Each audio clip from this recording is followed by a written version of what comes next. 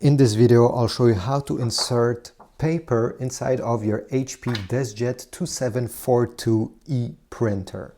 So take your stack of paper. You can have multiple ones.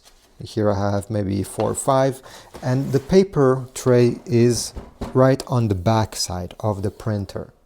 First of all, we need to lift, let me show you from here. We need to lift this panel up and then lay it on its back like this, and then I will lay it on its back this way. It will stay in place by itself. Next step is to lift this red, or maybe yours is blue, or I think they made them in multiple colors as well. Just lift this panel this way to reveal this blue guide over here.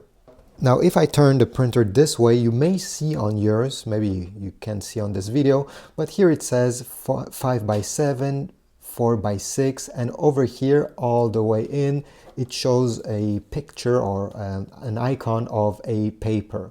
What you need to do is to move this blue guide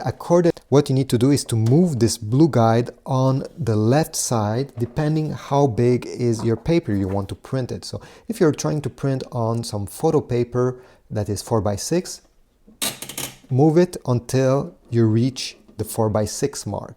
If you're printing on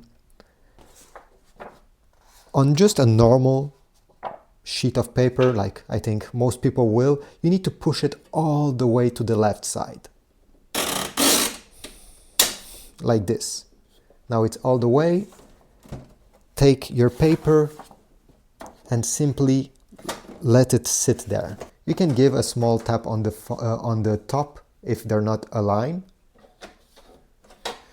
And this is about it.